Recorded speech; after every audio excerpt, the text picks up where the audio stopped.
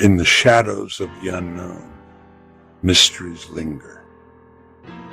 They told you it was a weather balloon, but what if it wasn't?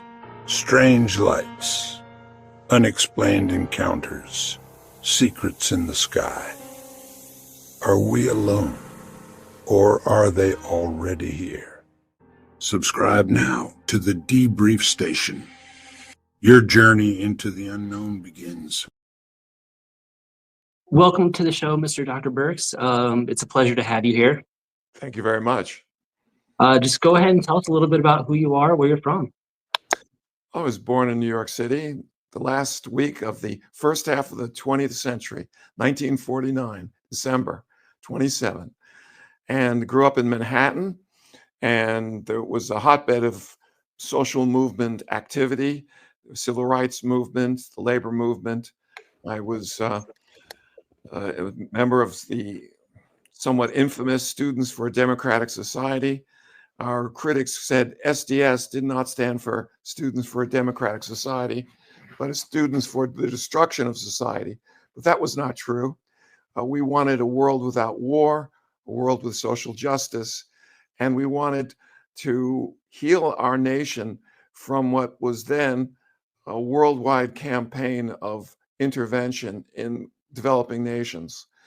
The nuclear arms race was a great threat at that time. When I was a little boy growing up, the United States and the Soviet Union were detonating megaton-sized hydrogen bombs. Radiation was getting into the food chain, and the deciduous teeth of children were showing strontium-90, a deadly isotope. And downrange from the Nevada test site, children were getting leukemia, and then some 20 years later, solid tumors because they were testing in the atmosphere. Well, the students were activated. My mom was an activist as well. She went to demonstrations to end atmospheric testing.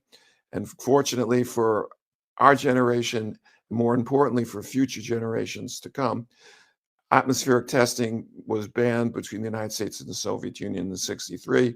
The French were involved in some testing, but they became signatories eventually, and we stopped the danger of pouring radioactive material into the atmosphere and hurting children and other living things. So I was a medical student at Tufts University School of Medicine in Boston. I then went on to be an internal medicine resident and then had a practice for 30 years with Southern California Permanente Medical Group, known as Kaiser Permanente. I was interested in industrial toxicology, the diseases of work, and served as a consultant doing health hazard evaluations and working with the labor movement to make the American workplace a safer environment. I was active in Physicians for Social Responsibility. We had an international campaign that involved doctors on both sides of the Iron Curtain, Soviet Union, United States, Great Britain, East Germany, West Germany. And we had a message, and that was that there is no appropriate medical response to nuclear war. Nuclear war would overwhelm the hospitals, destroy our cities. And we said, what you cannot cure, you must prevent. And there is no cure for nuclear war. So we carried out a message of educating societies in the communist countries, in the Western democratic countries, in the developing nations. And the message was a united one. And in response to our organizing efforts, we were awarded through the International Physicians for the Prevention of Nuclear War, the Nobel Prize in 1985. So as a child, I had read science fiction, didn't really give much thought to the UFO issue, although I remember Chariots of the Gods. That was one of the maybe one of the two books I read about UFOs as a medical resident. Mm-hmm. Enjoyed Close Encounters of the Third Kind when I was in training, but thought it was just fiction.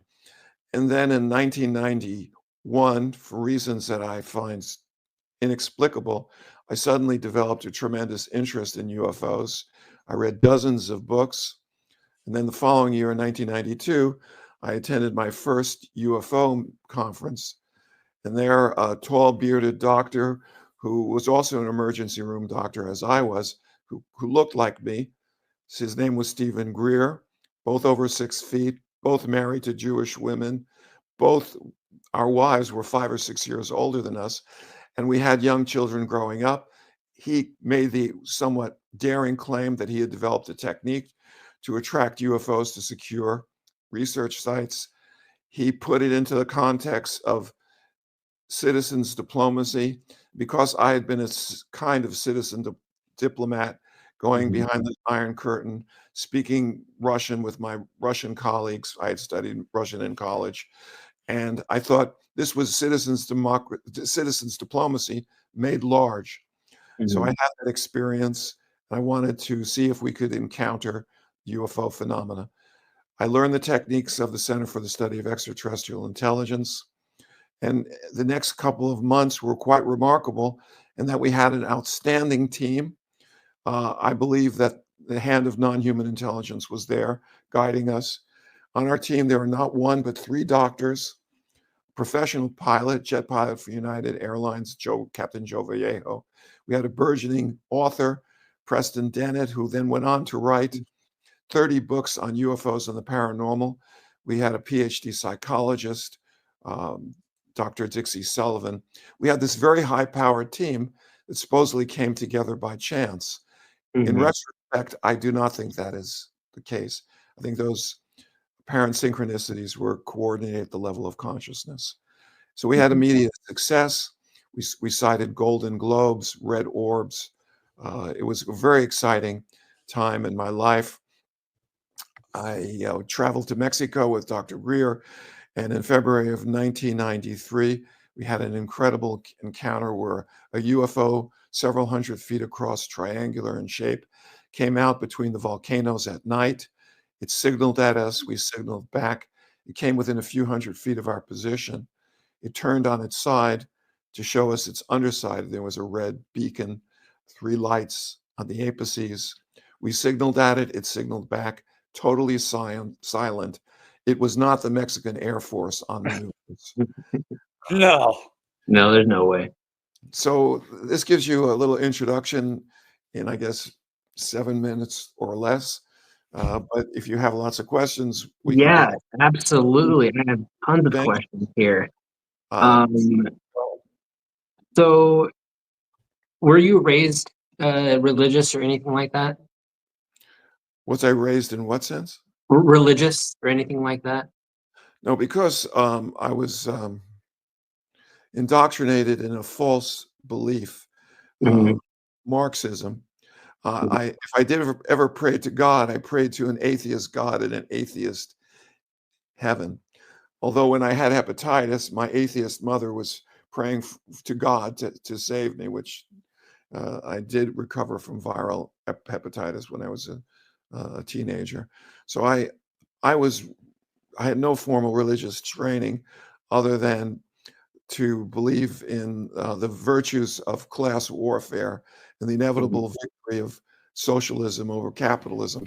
Yeah, I sort of abandoned that godless faith when I joined the Contact Network. I read books on spirituality. I read Larry Dossey's book, Recovering the Soul, and I realized non-human intelligence was a manifestation of all universal intelligence, which was the basis for a reality that we now live in. So I went from a hardcore materialist over the next 20 years to an idealist that understands that consciousness is primary, and what we experience in 3D or 4D reality with space-time is not the wellspring of creation, but is something that is derived from universal consciousness, also known as God. Okay. Do you And- think your upbringing kind of led you on this path? Do you think this path found you? I count my lucky stars when I attended the UFO conference in 1992, and I was on a spiritual path that continued. I was one of the few medical doctors in our group that took a spiritual history in the emergency room. Many of the patients were facing chronic diseases for which there was no cure. So I worked with a chaplain to get them in touch with spiritual guidance. At the end of my career, there was a core of several doctors who took a spiritual history and integrated faith with their medical work. So Mm. I became transformed. And I believe that one of the fundamental aims of UFO intelligence is not just to visit our planet, uh, not to give us a ride in a spacecraft, although I certainly hope that would be something I could experience someday. Yeah. Preston Dennett, who was a member of our team in 2022 on his birthday, he did have an conscious onboard experience. And so I'm glad that at least one member of our team was able to board ET craft and have a positive interaction but this was probably as a result of his work with the contactee Dolly Safran. But I played some small role in getting him started as a citizen diplomat, and he continued it on his own. So I hope I answered that question about spirituality. Absolutely. Thank you for answering that. So did you have any guides or anything like that early on with your work? Anyone that kind of led you to this path, like of contact research? Well, once I joined the Contact Network, and I used to make the joke, once you join the Contact Underground, you're never going to be lonely again. Because as other members of my team, I started getting what are known as contact downloads. And while Mm. meditating or in just resting after a hard night in the emergency room, I started having visions and interactive encounters that fulfill the criteria of communication. And I would meet in my mind's eye various ET beings, and I would engage in conversations with them, and they would provide guidance in terms of explanations as to what their mission was. Being a contactee and having a positive attitude about the phenomena, which is mostly reflective, if you go Mhm. in with a very positive, loving perspective, your encounters as a contactee will pretty much follow that path and being positive and loving. If you're terrified and see them as monsters, you will have a very different kind of experience. But one of the great things about the Foundation for Research into Extraterrestrial and Extraordinary Encounters is that the Mhm. organization did a free survey with over 4,000 contact experiencers. And what they've discovered from a very large statistical sample was that as the number of contacts that people had increased, the numbers that were reporting positive encounters increased. So people who had only one or two encounters and experienced what is popularly known as ontologic shock Mhm. uh, were very frightened, and they went away feeling they had been abducted. But if they could overcome some of their fears and continue interacting with the phenomena, overwhelming majority, 90%, experienced it as a very positive phenomena. So this is something that is good news for the planet and good news for contact experiencers, that unlike the stereotype of rectal probes and terror, we can transform that experience into something that is spiritual and very positive. Do you think there's a time where people should not initiate contact? Well, contact is being thrust upon us, whether we want it or not. Millions of people are having sightings. In large population surveys, between 10 and 15% people will admit that they've had a UFO sighting. Mhm. And very large percentage of people who are having sightings are having contact experiences as well, some of which they recall, some of which are blocked by a form of amnesia.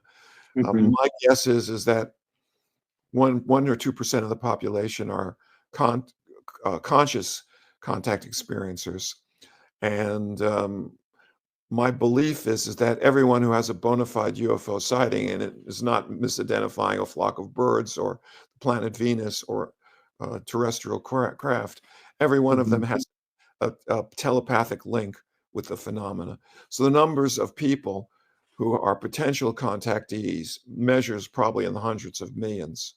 So if contact is being thrust upon us, whether we want it or not, I believe that in terms of the contact networks that have been established, Rama in Latin America, who got started in 1974, Mhm. with prominent member Sixto Paz Wells, the CE5 network that was started by the CSETI director, Dr. Steven Greer.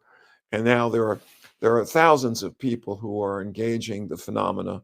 Um, Many of them have been instructed by the intelligence themselves to meditate, and they have no knowledge of any formal network, but are being brought along as independent contact activists.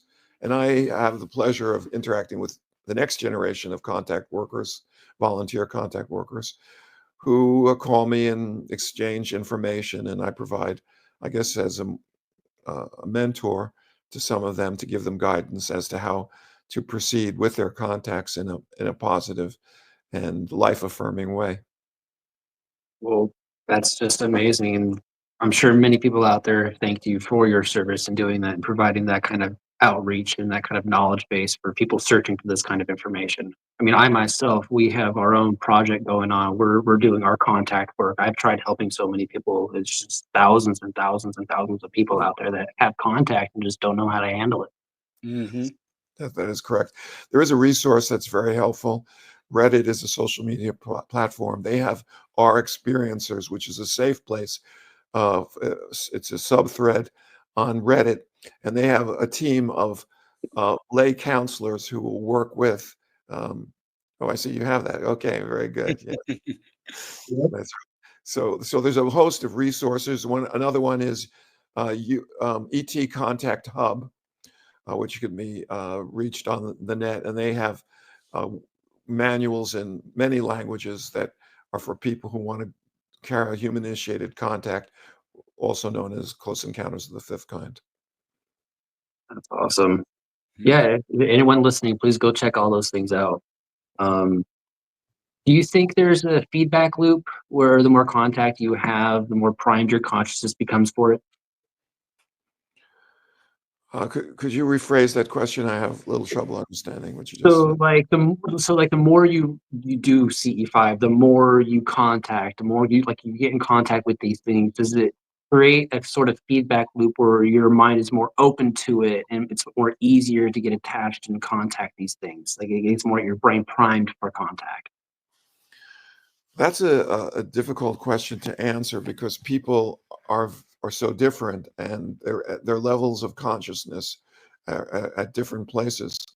The phenomena has, because they're totally telepathic, Mhm. uh, I suspect they know us far better than we know them. And some people say they know us better than we might even know ourselves. Oh, Um, for sure. I'll give you an example. Uh, Wayne Peterson was uh, human initiated contact event activist, CE5. He ran the working group in Arizona in the early 1990s, and we would exchange notes. One time he had his team outside of Phoenix, and jet aircraft would go over on a regular basis, and they could identify military jets from uh, 747s, not only by Mhm. the speed, the silhouette of the craft against the night sky, but also by the sounds that they would make. Mhm. Yep. One night, his team had a very rare, highly unusual experience when they heard the sound of what seemed to be a Mack truck, the boom, boom, boom of a diesel engine fly over from horizon to horizon. Um, a while later, a very distinct sound crossed from horizon to horizon, and only one member of the team recognized it. It was the Mhm. World War II vintage tractor that Wayne Peterson used to get rides on when he was a little boy on his grandfather's farm. No one except Wayne could recognize the sound, but it was as if he was there with his grandpa. So what we know is that UFO intelligences can reach into your consciousness, take out a memory of a sound, and then broadcast it back to you and to others as well. Oh, wow. So they have access to likely to our entire storehouse of memories. So when it comes to readiness for contact, they're able to stage contact events, facilitate at a level which people can tolerate without undergoing fear. Often in our contact teams, we noticed that if someone was on the team who was particularly fearful, wasn't meditating, or had considered themselves an abductee, Hmm. very little would happen when we had that person on the team and we went out and tried to attract the phenomena. When they dropped out or weren't present, we would get visual sightings and contact downloads and other manifestations of. So I think people have to be prepared for their encounters. We Hmm. have very strict criteria. We insist that people meditate on a regular basis. We did not allow alcohol or smoking cigarettes or street drugs. No weapons were allowed. We followed a strict protocol. And we got quite good results. But now that so many people are doing things on their own, there will be people who are probably not prepared for this. And they may not be prepared for the fact that sometimes there's the hitchhiker effect where the phenomena will Yep. follow you home. Yep. So you're asking a very broad question about if people carry out contact, the phenomena will be drawn to them and they will have higher and higher levels of contact. And that may not be the case because many people are not prepared for it. Mhm. So I guess that leads me to my next question. Um, do you think they're selective? And what kind of advice would you have for the people who continuously try CE5 but don't get any results? Well, I think people have to do their homework. They have to get to know themselves well, and they have to learn how to access consciousness in its most unbounded form through meditation or meditation's equivalents. One of the women on our team was the wife of Dave Gordon, who was a family practitioner, and we were all part of the medical group. His wife, Eve, um, before she joined our team, had a broad daylight sighting of metallic disc. Mm. And that, of course, increased her interest in the UFO phenomena considerably. But I had the same week that she had a sighting, I had a sighting of a anomalous blue-green light. And then another woman on the team, the senior member, Dotha Wayburn, had a sighting of an enormous, well, it was 25, 30 feet, luminescent mother of pearl globe that was hovering over her house when she was driving home after a meditation session.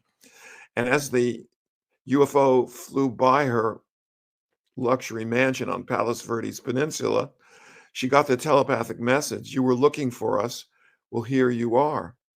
Well, I could not understand why Eve Gordon, who was not on our team, although her husband, Dave Gordon, was, why she had Mhm. to sign. She was a member of my medical group, internist by training, but also a specialist in immunology and allergy. And I kept thinking about why she had a sighting the same week as Dotha and I, and yet she was not on the team and not carrying out the protocols. And I got a call from the hospital that I actually, my beeper went off, and I was going into a room. We didn't have cell phones then, back Mhm. in the 90s. They were rather primitive. And I noticed that Eve was playing her harp. She was a amateur harpist, accomplished. And I said to Dave, I can't go into the family room because, Eve is playing. And he said, don't worry about Eve. You can make your phone call from the family room. He said, when she's doing her music, she's in a trance. And then it Mm. dawned on me why she had had the sighting, because her meditation equivalent was the divine music that she was creating with the harp. Mhm. So people may not be able to meditate or choose not to, but they may be artists creating beauty. They may be walking in nature, may creating music. All those are meditation equivalents and allow you to access consciousness in its most unbounded form.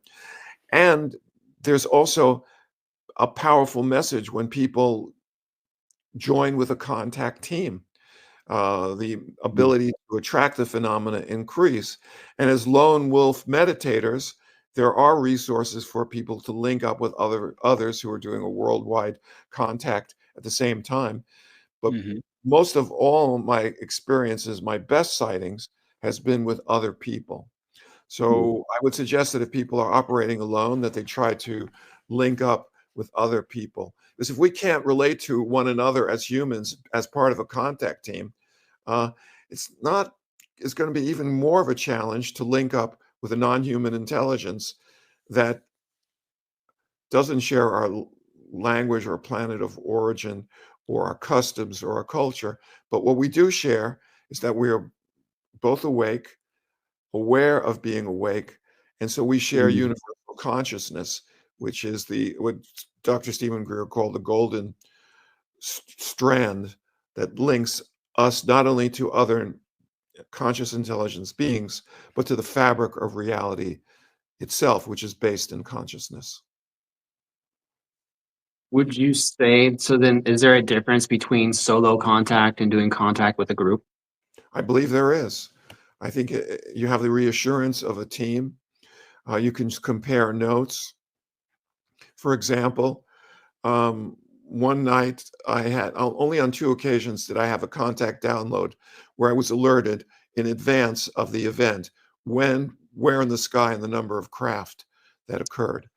I've And heard so that happened to a team member of ours. What's that called? it's called a heads up. Oh, heads up. It's called Um, contact download. Yeah, there's a and specific term. It's on the tip of my tongue. Can't think of it right now. telepathic override. Something like Telepathic that. override is the word that the CSETI director used. Well, I was with my team in Joshua Tree National Monument, and I was meditating, and because I was working a lot of ER shifts, I was pretty sleep deprived. And at 10 o'clock at night, during my meditation, I had what you might call a telepathic override, where it was kind of a gentle knowingness, where it's like, what 2 plus 2, is 4. Well, I knew that at 2 a.m., one craft was going to appear in the northwest, and we were going to have an encounter. In addition, as part of that telepathic download, I actually got to see what I imagined was a crew of non-human beings inside a saucer-shaped craft. And during this contact download, I was able to sense at the level of knowledge that these non-humans, ETs, were very excited about the event. And I got to look inside the craft and see the beings who were typical grays. And they were scurrying around inside their craft, moving very quickly with precise movements.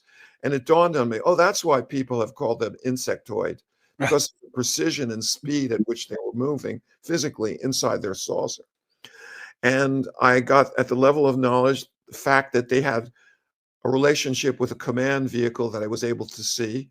And the basis of that relationship was that these flyboys, and in a sense, females on the craft, were on a tight leash. And though they may have wanted to have a landing or a tete-a-tete, they were only scheduled for a flyby. So when I came out of my meditation, I told my members of my team, showtime is 2 a.m. We're going to meditate for a while, but then I'm going to go to sleep. You must wake me up at 2 a.m. And sure enough, they did. They woke me up. And at 2 a.m., right on the dot in the northwest, a solitary red orb silently went by, changed direction slightly. It was anywhere between 1 and 3 miles away from us, and then shot across the desert to the west at tremendous speed. Well, one other person on the team had received a similar message that I had. but he was embarrassed to share it because he didn't want to sound like, me too, chiming in. Oh yeah, I had the same Yeah. as the Mhm. team.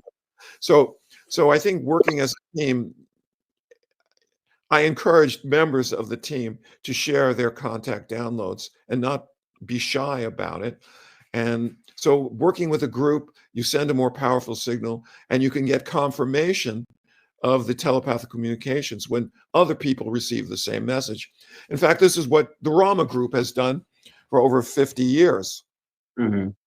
They have what are called antennas, where they use automatic writing, and people are selected to, or it's called autographia. They're writing, and when they get several messages that are the same in certain terms of setting up an encounter, they know that information can be relied on with several independent automatic writers, sort of like remote viewers have received the Yeah. same message or the same image.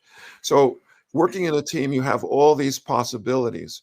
Unfortunately, the functional teams are hard to find, and many people who have the desire to do this work do solo contact work. But I would recommend people work, because if you have social problems or have emotional problems and you can't work with other humans, it's not likely that you're going to have success reaching out to the ETs.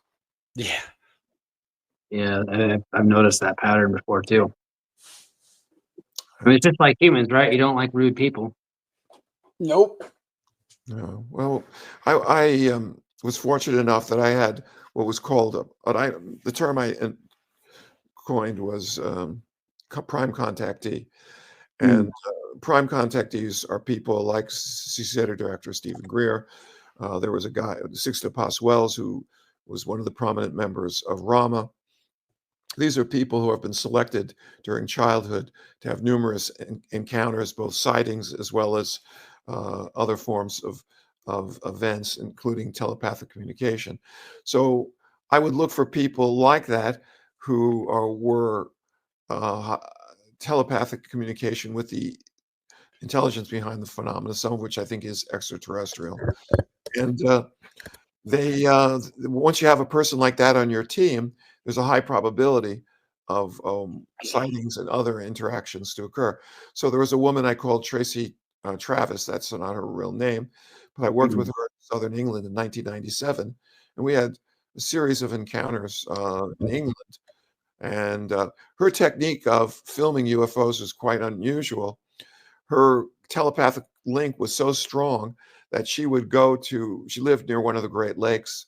Although she was from the town of Maidenhead originally, she had emigrated to Canada. And she would go to broad daylight, would go to one of these campsites at the one of the Great Lakes, would turn on her video camera, and then would go to sleep. And then when she'd wake up, broad daylight, she'd look at her video camera and you could see UFOs. I saw some of these videos. One looked like 100-foot golden saucer that was hovering on an opposite shoreline. It was quite dramatic footage. So I used to say that if you are going to join the Contact Underground, not only will you never be lonely again, but if you find a prime contactee, one of these people who have very close connections with the phenomena, you are going to have many sightings and many other interactions. These are people who, for one reason or other, sometimes it's family. We know that contact is intergenerational. So there may be a family that's being followed by the non-human groups, ET, or maybe they're from other dimensions. I'm not too sectarian as to my beliefs as to where they're from. Some of them say we're from everywhere or nowhere. They're mysterious about their origins. But in any case, if you have intergeneration of contact experiencers, some of them as children, are going to have beings appear uh, in their bedrooms. They will have memories of onboard encounters. And many of these encounters are very loving and positive. And they continue to have frequent sightings, and they function as human UFO magnets. Many of them are instructed to meditate at a very early age. Dr. Steven Greer became a champion meditation instructor. He was part of TM, Transcendental Meditation, and was an instructor for that group. And he became very skilled at attracting UFOs and developed the contact triad of light, sound, and consciousness, which is used by people in his network. But he was not the only one. There was a young Russian man, I'll use a pseudonym, I call him Misha, and he was a young man in Belarus, Russia, Russian Jewish, and my parents on my mother's side are Russian Jewish. In fact, my grandparents lived a few hundred miles in Lithuania, from not far from where this young man Misha grew up in Belarus.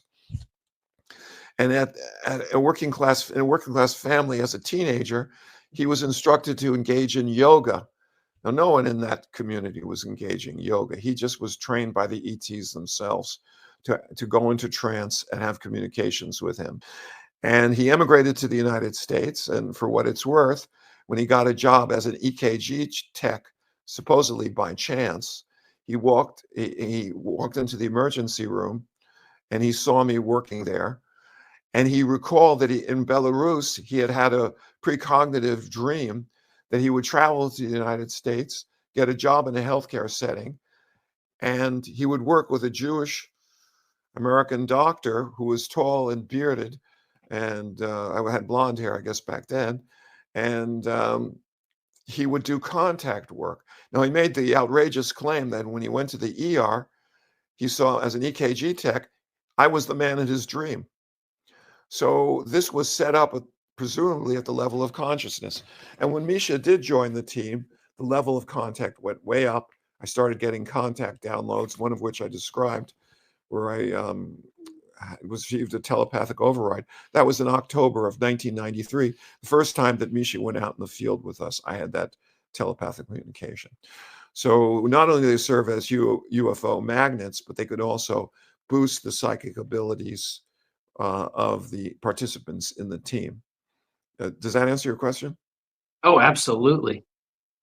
So then bring us back to when you first got involved with CSETI. Well, I was an upper middle class professional with wife and 2 kids who were still in school. And I was driving on the 405 freeway to get to work. And I, for reasons that I have trouble understanding, but I think it was through guidance, I attended that UFO lecture and I became a team member. I started, first year I didn't share with my colleagues the work I was doing. But after Misha joined the team, and we already had 3 Kaiser staff physicians, all who were considered to be competent and had the respect of their colleagues, I sort of came out of the closet and I started sharing with people in the medical center. In fact, Dave Gordon, who was at the Woodland Hills Medical Center, just down the road from the Panorama City where Misha and I and Eve, the immunologist, Eve Gordon, Dave's wife, worked, he got permission to do a survey of people in his practice as well as medical workers about sightings that they had had. So we then became pretty open about our contact work. Now, this is in contrast to parts of the United States where doctors have lost their licenses for doing this, engaging in paranormal or UFO research. So the nurses used to kid me about it, and they would say, "Oh, Dr. Burkes, are you going out to the desert to chase UFOs?" And I would joke back with them and I'd say, "You think I'm chasing UFOs? Well, let me tell you something. I'm not chasing them. They're chasing me. They're coming to me." So there was a lot of support in that environment for the work that I was doing, but it was somewhat overwhelming, working, trying to help my wife take care of the kids, and then do contact work. And it was a tremendous stress. Dr. Greer, the first 2 years of the CSETI project, was away from home practically every other weekend, doing lectures and trying to form contact teams. We only had highly functional contact teams that pursued the project on an ongoing basis on the western coast of North America and in the Arizona and desert and in Denver. And those were headed by a remarkable working group coordinators who were given a great deal of support from not only their team members, but from the intelligence behind the phenomena. But many teams were formed by Dr. Greer, but they didn't last more than a few weeks. Only in the four cities, Vancouver, Denver, Phoenix, and LA, were we able to have operational teams that year after year went out into the field. But there were problems. Our teams were under surveillance. And I could share with you some of the details of that, but it was a very complicated relationship that we had with the intelligence services, and it had to do with the other part of Dr. Greer's mission, which involved Project Starlight, which then became the Disclosure Project, to bring forward high-level witnesses. So I got to witness the beginning of that, and that project took him away from the CE5 initiative. And without that input, that was an additional reason why new teams were not being formed, because more and more, not only Steven Greer, but also his assistant, Shari Adamak, were taking up the work of interacting with the intelligence community. And, there were real difficulties because when we'd go out in the field, we were under surveillance. And it's kind of hard to have a high-level encounter when you've got, Navy SEALs or security people from the local atomic energy lab.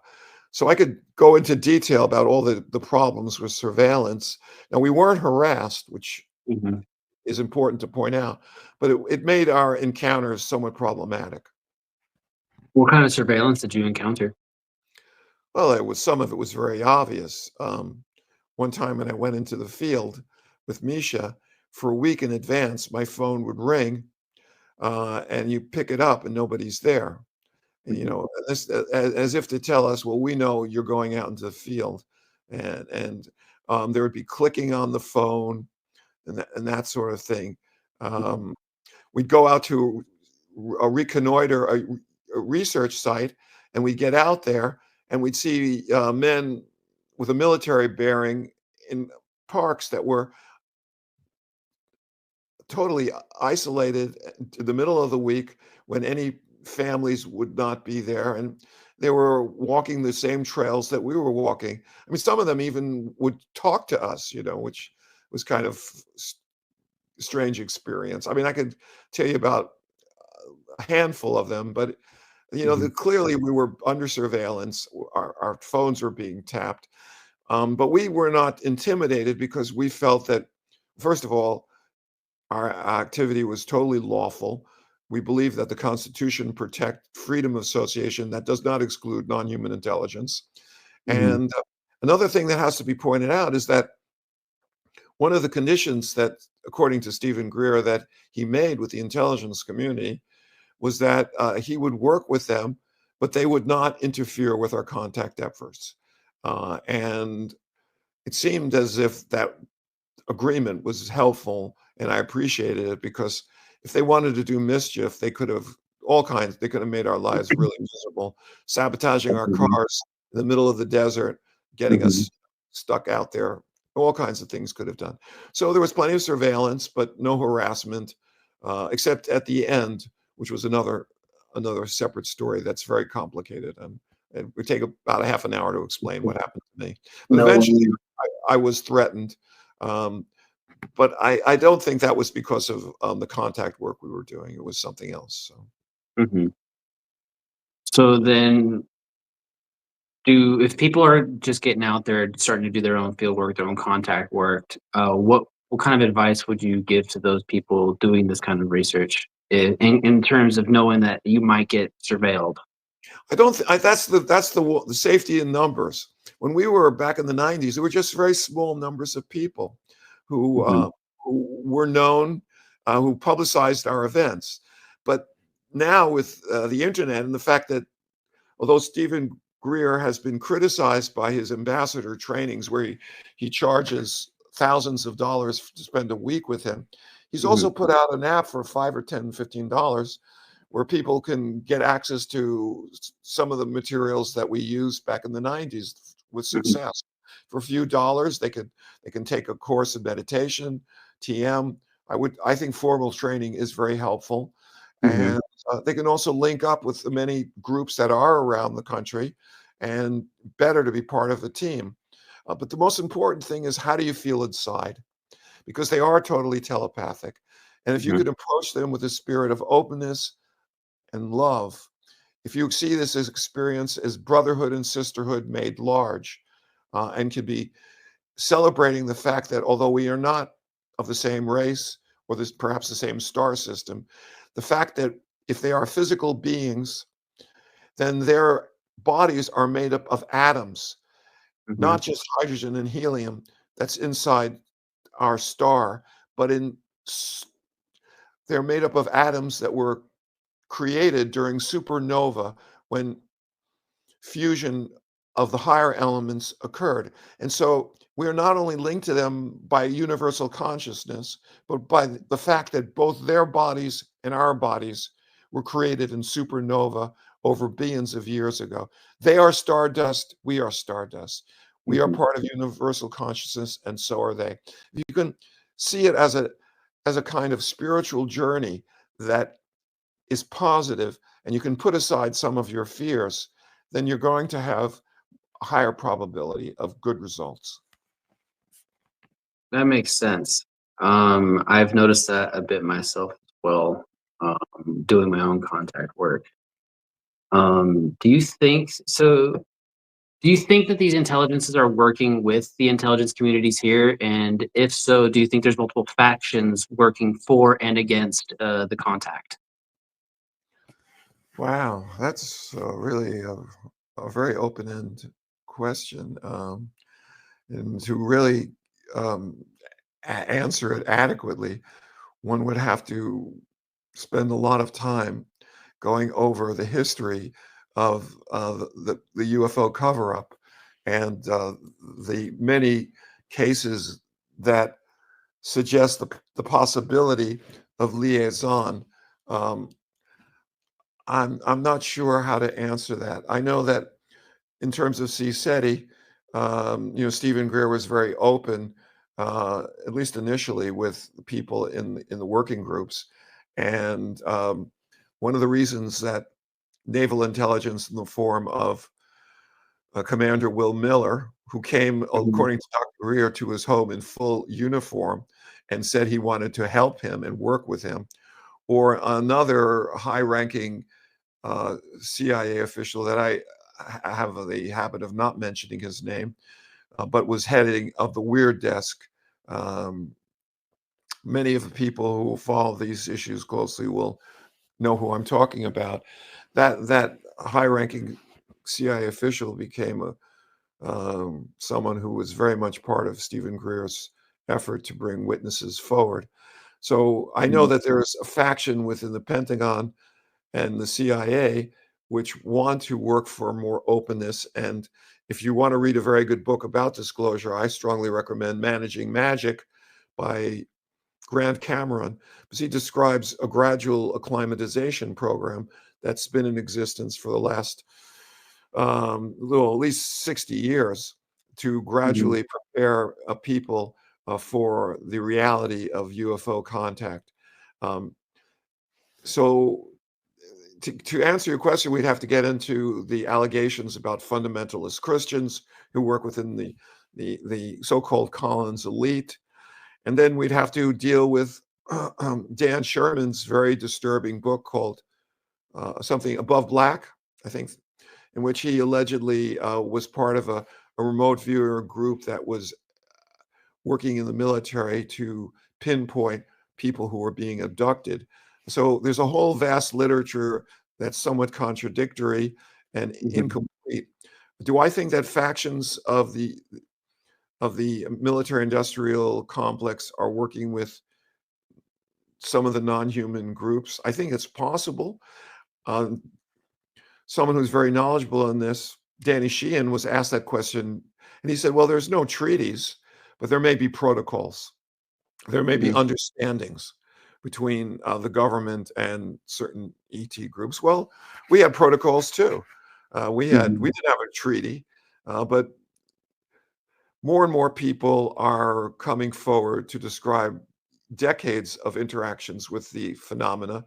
My friend Preston Dennett is working with Dolly Safran. I would suggest people check out his book and the many videos to give you some idea of what might be possible in terms of where we will go when we are allowed to have conscious onboard experiences. And Preston, after he wrote the book, was rewarded with a conscious onboard experience and got to meet the ET beings that Dolly has described interacting with for 60 years of her life.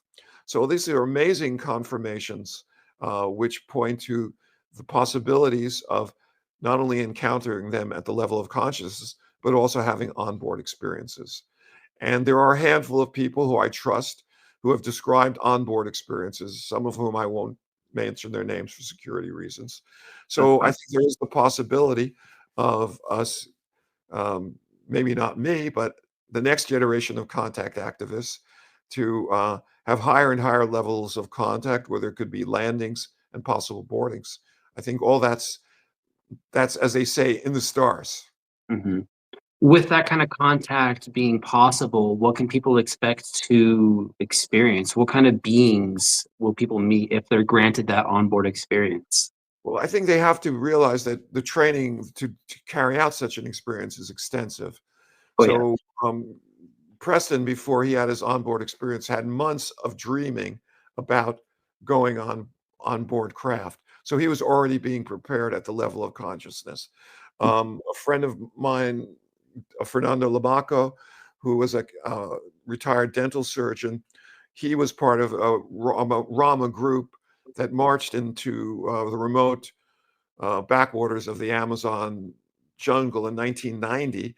And he, along with Sixto Paswells and four other people, were taken on board a craft and met with ET beings who were humanoid. They looked like us. But the night before they actually physically went aboard craft, they had an out-of-body experience where they collectively went on board craft. So before people have a possibility of doing what we've described as an onboard experience, a conscious one, years or even decades of preparation need to be done to prepare those. And it'll be a very select group. Um, Mhm. but people are describing them, and people I know who are trustworthy. They're not fantasists. And so I'm very encouraged in the long run. I may not have that experience, but I might be permitted to remember some of my onboard experiences that I've had that are blocked by amnesia, because I did have missing time on at Mhm. least two occasions. And one of the people I had missing time with was allowed to remember his onboard experience. So Have you ever tried the hypnotic regressions to visit your subconscious and try to remember what memory blockages you have?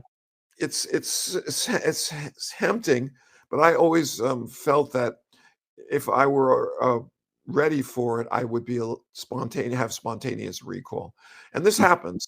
And John Mack described people 10, 20, 30 years after having missing time, then suddenly downloading into their consciousness memories of Mhm. encounters. Sometimes entire families will start remembering the encounter they had. So the problem with hypnosis is that um, you are put into a highly suggestible state. Yep. And if you have an active imagination and you're prompted and expect to have an onboard experience come out of that hypnotic regression, Mhm. you may create false memories being guided by the hypnotist, who also maybe telepathically downloading into your consciousness all that he has or she has experienced in terms of regressing people. So then it becomes very Mhm. messy. If you recall something, Was it a truly recovered memory of a physical event, Mhm. or a false memory that's been created while you were in a highly suggestible state with someone who who you believe is an authority figure, the hypnotist? So I've stayed away from that. I do hope I will someday have memories. I have fragments of memories, Mhm. but I would like to remember everything that happened to me during those missing time I'll events. give you a little my 2 cents on that. I was abducted when I was 6 years old. I've had sightings throughout my life of the red orbs, same with red orbs that would come down through the clouds and disappear into the forest. And then I have a couple of UFO photos. They look like the plasma orbs. And then one of them is like a little oblong, silvery white looking thing with a little black spear right next to it, off to like the 2 o'clock position. And then my wife and I have been visited twice physically. Once by like a tall, pale, skinny white with an egg-shaped head looking being. It looked like a gray, but it was like tall and like skinny and white, like pale white. Tall whites. And then yeah, what's that? There's the race is called tall whites. There's tall grays, tall whites. I Mhm. strongly recommend you check out Dolly Saffron's account, because you're going to learn a lot about the See, beings. I'm mixed. I'm on the fence of the term "the tall whites" because during my abduction, I saw the human-looking people that were very tall, very pale, long hair, and they wore the little, like the full coverall, like with like the single color, like blue, black, brown, green. Uh, they're very like telepathic. They were on board, and I've always pictured like the ones that they call the Nordics. Those are the tall whites. Well, yeah, I've seen very like different accounts calling like the same beings the same names, and like different beings the same names. You know what I mean? So I'm very on the fence with what to call them exactly. The ones I'm sure about are like the Greys, and I'm sure they have their own name for themselves. But yeah. I think of them as those cool little guys with wraparound eyes. yeah, yep, yep, wearing little thin black uh, onesies.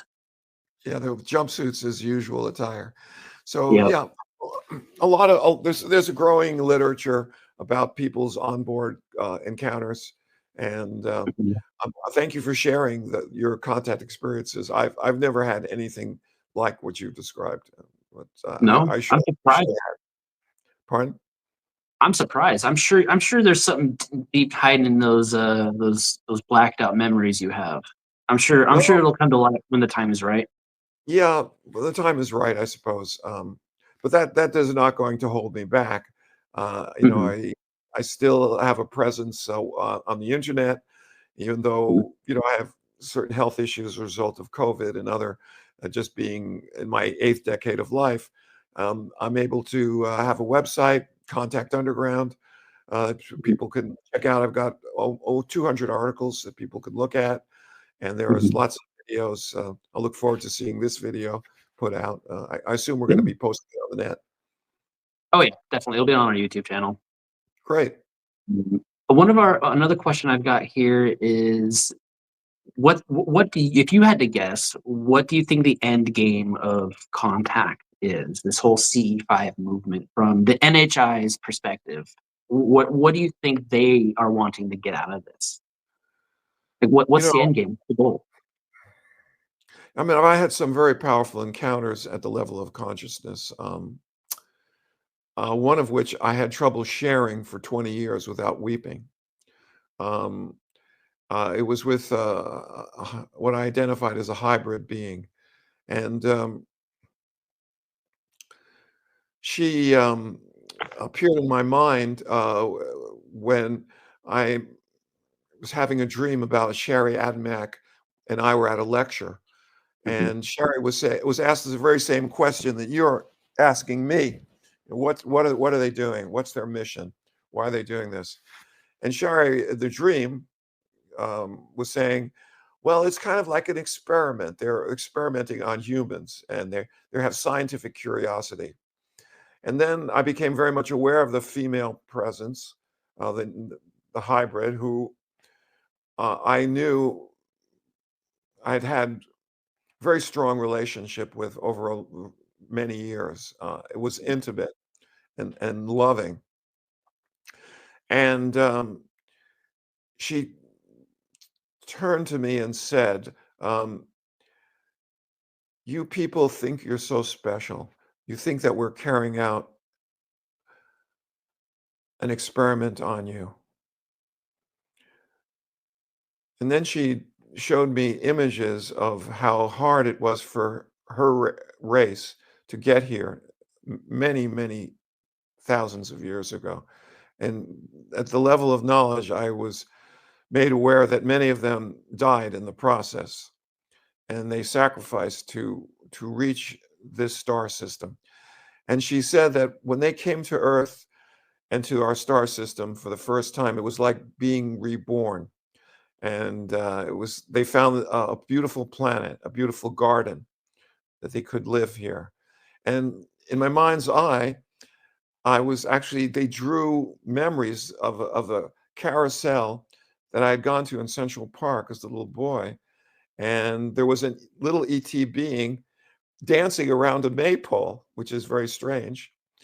My father is Irish, and so there's that connection there. And it was such a vivid image of the carousel, and it was a sun shower that would turning to hail, but it was very fresh and vivid. She says, this is what we do as a race of intelligent beings. We go star system to star system, and we offer assistance to developing civilizations that are in trouble, that may be teeter-tottering on the point of self-destruction. She said, and you think you're so special. Well, we are not. We are not. Humans are not special. We do this for many races of beings. This is the history of our people.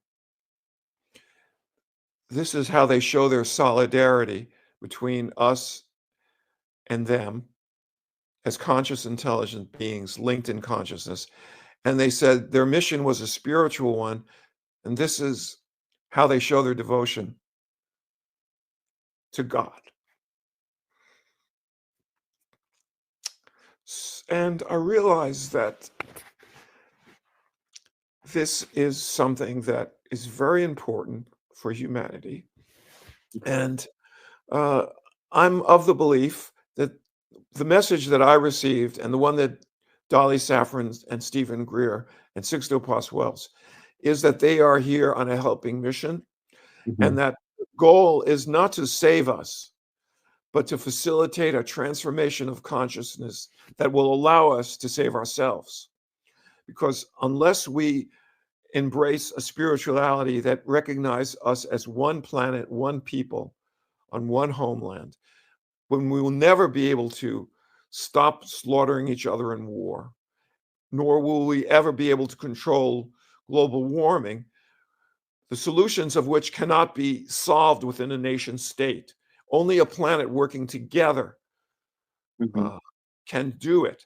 So if we need the so-called ETs to save us, if we care so little about ourselves and our children that we wage war and develop weapons of mass destruction to kill untold hundreds of millions of one another through nuclear combat, if this is what we are, and this is all we are, then we're not worth saving. But if we can unite the planet and save ourselves, then there's the possibility that we can join in a larger association of advanced cultures.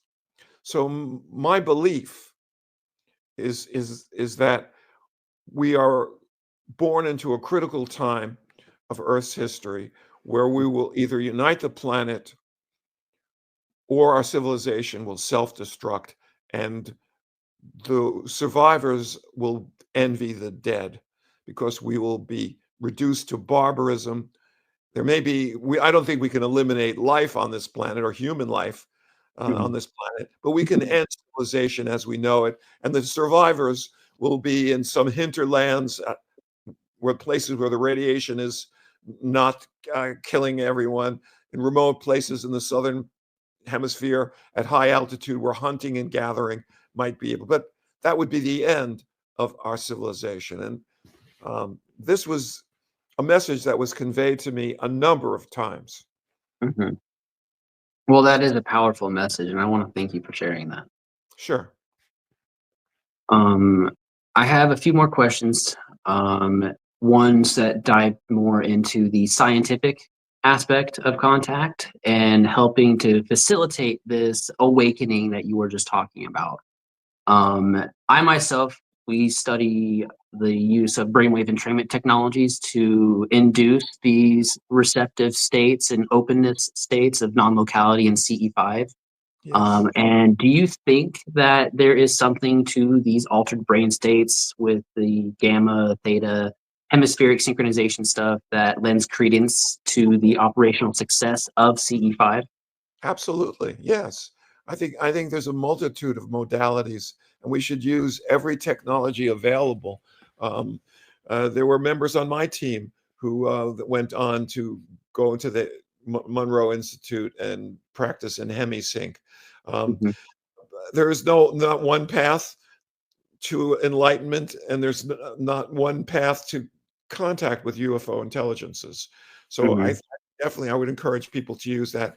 But you remember, one of the things that Steven Greer shared with us is that the Aborigine using smoke signals or pounding on a drum and going into dream time in Australia can have more success than the entire national security establishment with all the technology that they have. Because what the Pentagon lacks is they don't know how to feel inside.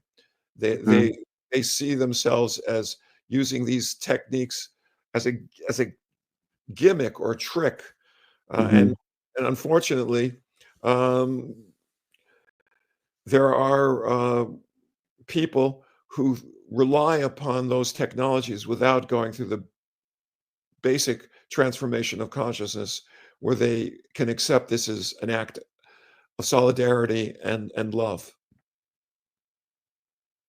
That makes a lot of sense because people just don't, they want to cheat. They want to have the information spoon fed to them. They don't want to put in the effort.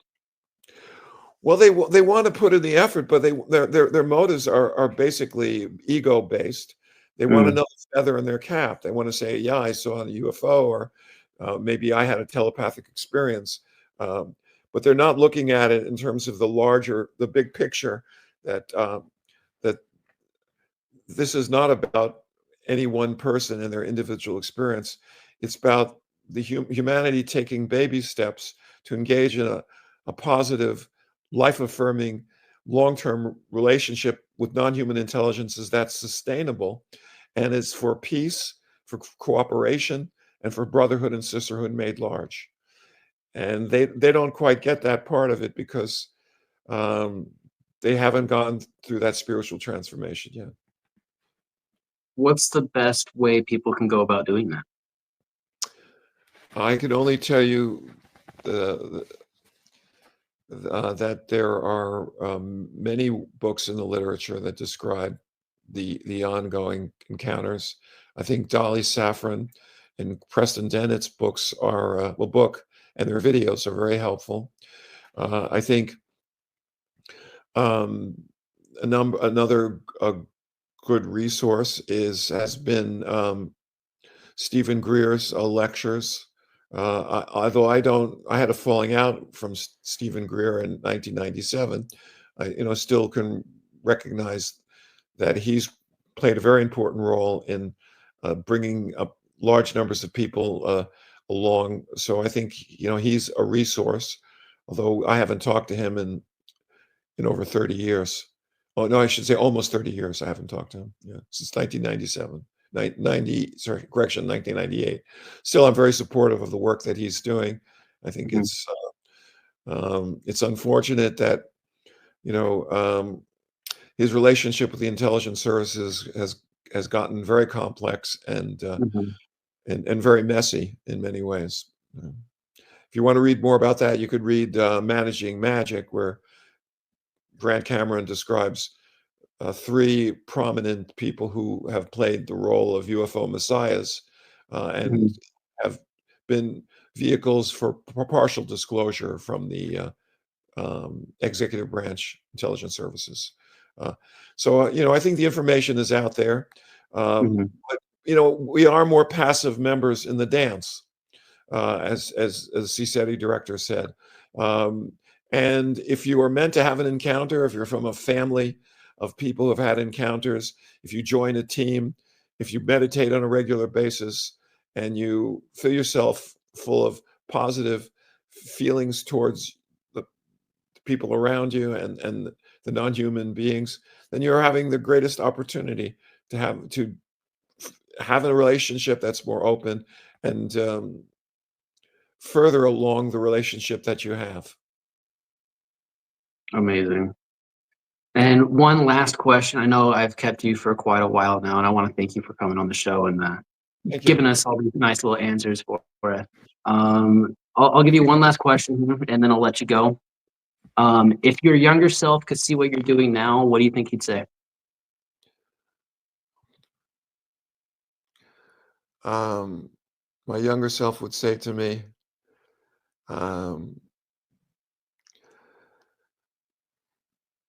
thank you for giving me insight into a journey that